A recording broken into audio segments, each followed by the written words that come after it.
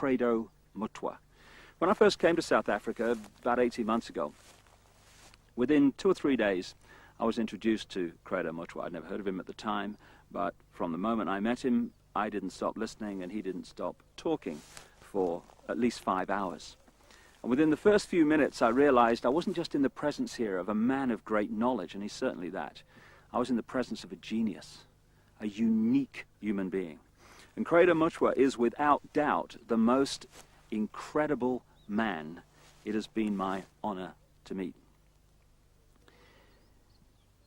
Credo is what some people around the world call a shaman, and some deeply, deeply ignorant people call a witch doctor. And to give him his official title, he's a Sanusi in the Zulu nation. Sanusi is the carrier, the keeper of the ancient knowledge of so much, including the ancient knowledge of history of Africa, where all this came from, where the people came from, what the truth of history is, instead of the largely nonsensical version of history that we get through the universities and the schools from very, very well-educated professors who know. There are only 2 Sanusis left in South Africa. Credo is one. And that's terrifying, because it means the true version of the history of this continent is dying. It's being lost to this official nonsense that we're told is history, but is absolute garbage. History has been rewritten, and the people who can put that history together again are going out of this world as they age and are not replaced. So you're about to have, as I have, the enormous privilege of hearing this man talk and seeing his knowledge preserved for as long as the electronic medium exists. He is the official storyteller and keeper of the history, the knowledge of the Zulu people. But you know, knowledge is a very dangerous thing when you're trying to hold people down into a mind prison, you're trying to manipulate them, you're trying to control them. And so people like Credo Mutwa, who have the knowledge to rewrite history and therefore rewrite the present, they are very dangerous people to those that wish to control and suppress. This man has had endless threats to his life, endless attempts on his life, right up to the last few days. And he has upset the hierarchy of his own people as much as he's upset those others in other cultures and other races that wish also to suppress the truth for reasons of preserving their own religious domination or keeping people in ignorance. And so I've come here to talk to Credo at length about many things. And this is a series of unique videos with a unique man. And what we're going to start out with is to concentrate on a bizarre story. An off-the-wall story, you would think, but one which he is confirming at every turn from his own background, his own unique knowledge of this continent. Over the last few years, as I've been trying to uncover how the world's controlled by a few people, which it is, and who those people are, it has emerged from my research that, bizarre as it may seem, a reptilian race from another world, interbred with humanity in the far ancient world, creating hybrid crossbreed bloodlines. You see references to these in the Old Testament and into endless of the ancient texts. In the Old Testament, it talks about the sons of God, which in the original is sons of the gods, plural, interbreeding with the daughters of men to create the hybrid race, the Nephilim. These gods were the literal gods of the ancient people. And they used to sacrifice people literally to the gods. And these crossbreed bloodlines, as ancient accounts tell around the world, were put into the positions of ruling royal power in the ancient world. And then, as is happening today, when you do the genealogy of the ruling families and the ruling positions of power in the world, be they the 42 presidents of the United States up to Bill Clinton, be they the British royal family, be the aristocracy of Europe, any of these key ruling elites, the top of the banking system, the top of the global business system, you hit the family lines which go back to these same ruling lines of the ancient world, royal lines, that the ancient accounts say were the crossbreeds between humanity and these reptilian gods. In other words, a reptilian extraterrestrial race has been controlling planet Earth for thousands of years to this day and putting its genetic compatible bloodlines into the positions of power as presidents, prime ministers, banking leaders, business leaders, etc. And this explains so many things, where we get the divine right of kings from, the divine right to rule because of the bloodline, the genetics. Why these ruling families of the aristocracy and the royal families have always incessantly interbred with each other, just as the Eastern establishment families of the United States do, that produce so many presidents and banking leaders and administrators of government in the United States. And astonishingly, bizarre as I keep saying, and seemingly ridiculous as this story may be from our conditioned perspective of life and reality, when I started talking to Credo Mutwa from his African experience and knowledge of the most staggering depths and variety, he tells exactly the same story that I have uncovered around the world, exactly in great detail. And if Africa and the world is ever going to be free, and we are, then they have to listen to this man. And they have to listen now. I started out by talking to Credo about the origin of the knowledge that he is about to share with us for the first time in so many cases.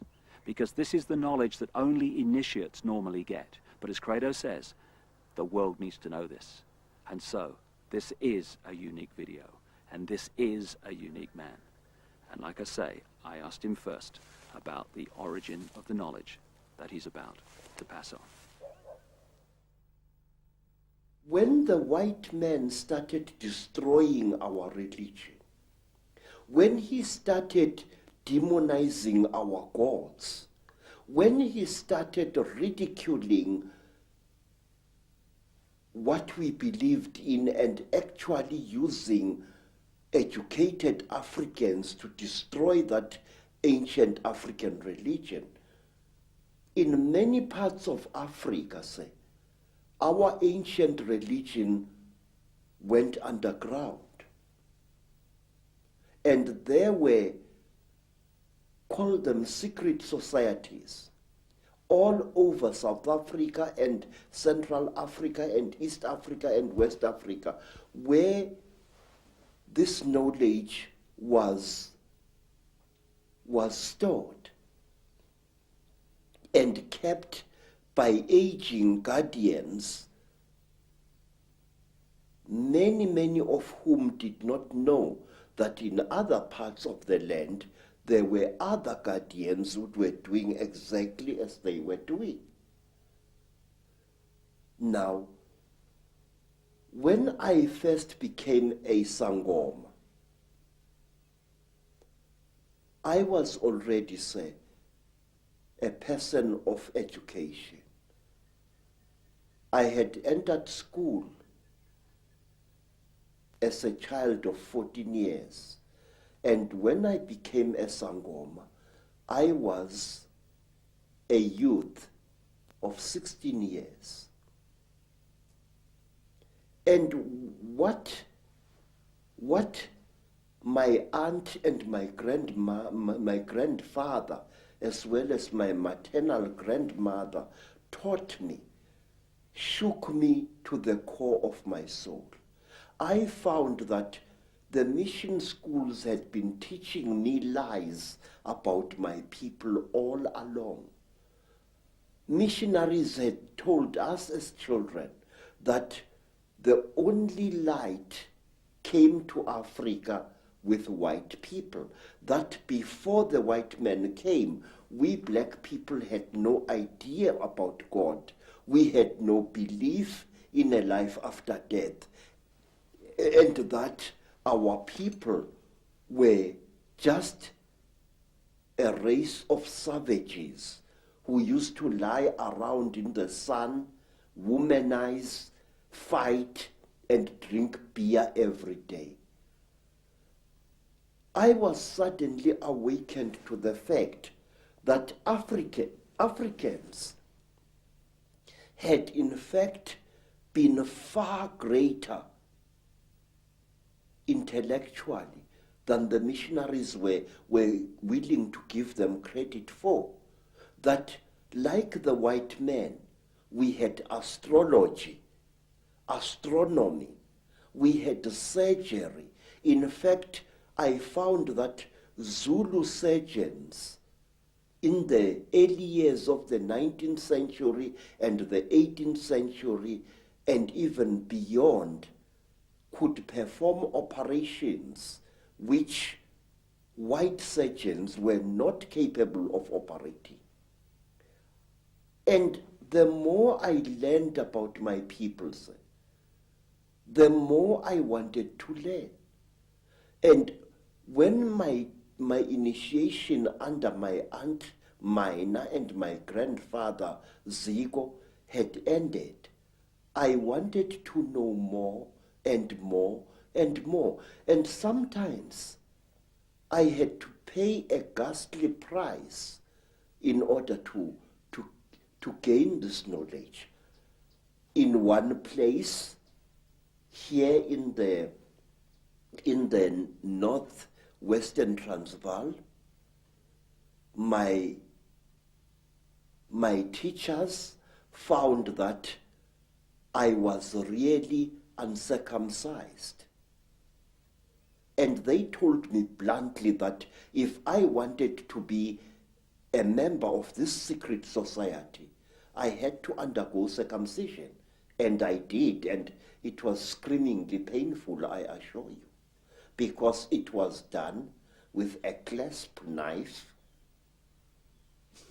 which somebody must have blunted a little bit, just to make sure that I got the message. Well, I had the same done, but I was asleep at the time, so we have that in common.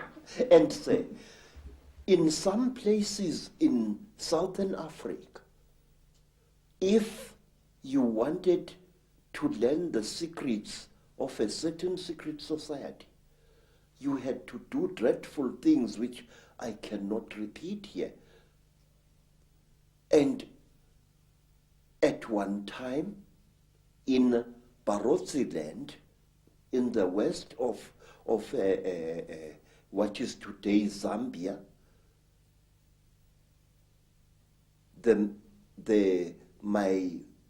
my teacher said, look, how far are you willing to go in order to become one of us? I said, I am willing to go anywhere. He looked at me and he said, listen, educated man, we are tired of people like you. White men come amongst us to milk our minds and then to kill us. We want to be sure that we can trust you. And wait, sir. I said, great one, I am willing to do anything. He said, are you? I said, yes. And then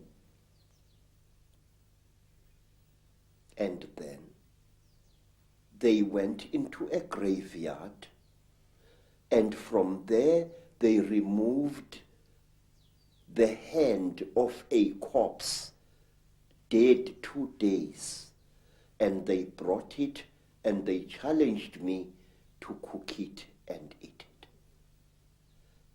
I did so. And these were the peoples who first told me about a race of highly intelligent beings which they called the Chitauri, the talkers, a race of creatures which look like reptiles, who have ruled the world for hundreds, if not thousands of years. Through this dreadful act, I was able to gain knowledge which was denied to even the highest Sangomas, because they would not go through the ritual I went to. This is how secret knowledge is protected in Africa. And at one time, let me tell you another thing. Again, in Barotse land, on the border between Angola and North Rhodesia, as it was called, I was brought into a hut. And in the hut was a young woman. She was as black as ebony, and her hair was like a huge black cloud on her head. Her teeth had been sharpened in the Barotse fashion until they looked like those of a reptile. And Mutwa was very puzzled. What's this lady doing here? I'm supposed to spend several nights in this hut, so what is she? What is she doing here? Now, Credo Mutwa, being a frightened Zulu, afraid of women but not afraid of wild animals, decided to sleep with his back to the wall, giving the lady a nice clean bath. And on the following day, Credo Mutwa was fined 15 pounds by the local chief because I had refused a sacred gift. I had been supposed to do something very amazing to this lady to show that I was one of the people. Bad luck. Bad luck. But why, Credo, have you chosen to reveal this knowledge now to a much, much wider audience? Mr. David, please, Africa is dying. Africa, is being murdered. And we are sitting like bloody fools. And we don't realize what's being done to our people. I have proof that can stand in any true court of law that the disease called AIDS is a man-made disease. And this disease is going to kill 3/4 of South Africa's black people within the next 10 years. There are wars in Africa which make no sense to me as a black man. Please, when people fight a war, Mr. David, why do they fight? People fight in order to get rid of something that is giving them pain. Whether that something is a tribal chief or a corrupt modern government. They want to fight to remove this burden or to be destroyed by it. That is the idea behind a rebellion. But in Africa we find wars where a group of rebels challenges a government and tries to fight against it. And then these wars end in the total destruction of the particular